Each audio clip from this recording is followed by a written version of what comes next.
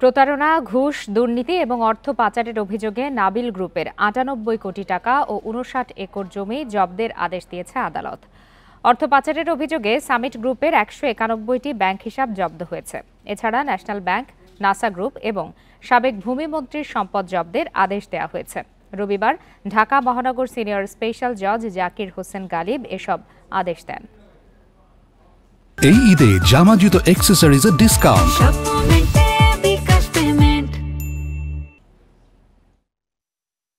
Nabil group of ইন্ডাস্ট্রিজের chairman Aminul Islam তার পরিবারের সদস্য ও সম্পর্কিত প্রতিষ্ঠানের নামে প্রতারণা ও ঘুষ দুর্নীতির মাধ্যমে ঋণ আত্মসাৎ ও অর্থ পাচারের অভিযোগ রয়েছে। অনুসন্ধানে তাদের নামে কিছু ব্যাংক হিসাবের তথ্য পাওয়া গেছে। দুদকের আবেদনের প্রেক্ষিতে ব্যাংকে জমা ৯৮ কোটি টাকা ও ৫৯ একর জমি জব্দের আদেশ দেন আদালত। দুদকের আবেদনের পরিপ্রেক্ষিতে ফ্রিজ হওয়া সামিট গ্রুপের ১৯১টি ব্যাংক হিসাবে ৪১,৭৪,৭৬০ টাকা জব্দ করা হয়েছে। আবেদনে বলা হয়, এসব হিসাবে থাকা অর্থের পরিমাণ অস্বাভাবিক।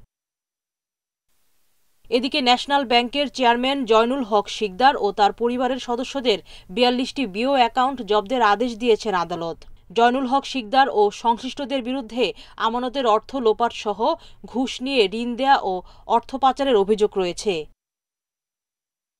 বিদেশে নাসা গ্রুপের মালিক নজরুল ইসলাম মজুমদারের নামে থাকা সম্পদ ক্রোকের আদেশ দেন আদালত।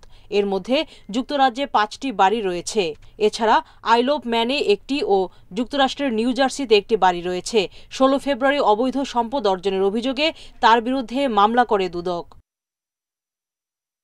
এদিকে দুর্নীতির অভিযোগ থাকায় সাবেক ভূমিমন্ত্রী সাইফুজ্জামান চৌধুরী, তার সহযোগী ২৩টি কোম্পানির ১০২,৮৫,০০,০০০ টাকার শেয়ার অবরুদ্ধ এবং চট্টগ্রামের আনোয়ারায় ৯৫৭ বিঘা জমি জব্দের আদেশ দিয়েছে আদালত। এসব সম্পত্তির মালিকানা হস্তান্তরের চেষ্টা চলছে বলে জানায় দুদক।